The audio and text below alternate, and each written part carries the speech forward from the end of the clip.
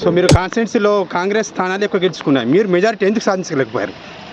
మాకు కాంగ్రెస్కి చాలా వరకు మాకే మెజారిటీ వచ్చింది. ఇప్పుడు ఎట్లా ఉంటుందంటే ఎలక్షన్లో గెలిచిన తర్వాత అధికార పార్టీ వాళ్ళు అందరూ నా వాళ్ళు అంటారు, నిజానికి అందరూ మా బీఆర్ఎస్ పార్టీ వాళ్ళే, సరేనా? సో అత్యధిక మెజారిటీలు గెలిచింది మా వాళ్ళే. ఎవరు గెలిచినా మా పార్టీ అనే రకంగా మీరు మాట్లాడతారని కొట్ల ఎమ్మెల్యే సంజయ్ గారు మిమ్మల్ని విమర్శించారు. దానిపై మీ కామెంట్ ఏంది? ఏ పార్టీ వారు గెలిచినా మా పార్టీ అనే తత్వం మీదని అది సంజయ్ చదువుకున్నాడు, వారి విజ్ఞతకే వదిలేస్తాం. ఇలా మల్లాపూర్ మండలం అధిక సర్పంచుల స్థానాలు మేమే గెలిచినాం, మరి రమ్మనండి ఎక్కడికన్నా.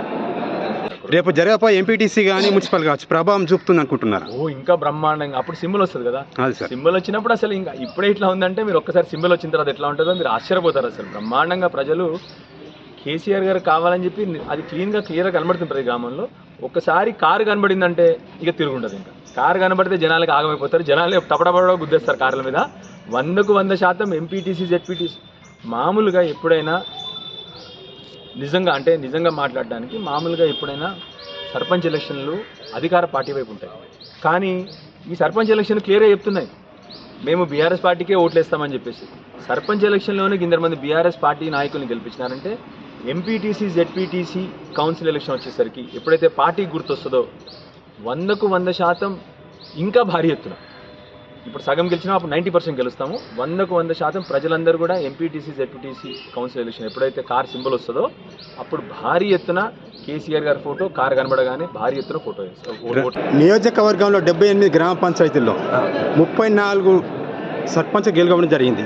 ఇది మీ ప్రభుత్వ పాలనకు నిదర్శనమని, రాబోయే ఎంపీటీసీ కావచ్చు, జెడ్పీటీసీ కావచ్చు, మున్సిపాలిటీ కావచ్చు, ఈ స్థానాలలో ఖచ్చితంగా కొట్ల మెట్పల్లిలో మున్సిపల్ కైవసం చేసుకుంటామని మీకు సవాలు విసిరారు ఎమ్మెల్యే సంజయ్. ఇప్పుడు సవాల్ విసిరి ఏమైంది? సవాల్ విసిరడం అపోజిషన్ పార్టీ వాళ్ళు విసురుతూనే ఉంటారు. ఏమైందని అడుగుతున్నా. ఒక ఎమ్మెల్యేగా 20 సంవత్సరాలు వాళ్ళ కుటుంబమే పాలించింది కదా. ఇప్పుడు పార్టీ సింబల్ లేకుంటేనే మేము 49 స్థానాలు గెలిచినాం దాదాపు. వాళ్ళ పరిస్థితి ఇంకా రాను దారుణం అవుతుంది. 44 కాంగ్రెస్ పార్టీ నుంచి గెలిచిండు, 5 ఇండిపెండెంట్లు మా దగ్గరికి వస్తాము. 49 స్థానాలు గెలిచినాం 75లో. ఇంకెక్కడ ఉన్నది వాళ్ళకి స్థానం? ఎక్కడ ఉన్నది? టీఆర్ఎస్ పార్టీ స్థానం ఉనికి కోల్పోతూ ఉన్నది. ఇంకా గ్రామాల్లో వాస్తవం చెప్పాలంటే కొంత బీజేపీ మెరుగైంది. ఎస్, బీజేపీ పార్టీకి యువత ఉన్నది కొంత పెరిగైంది.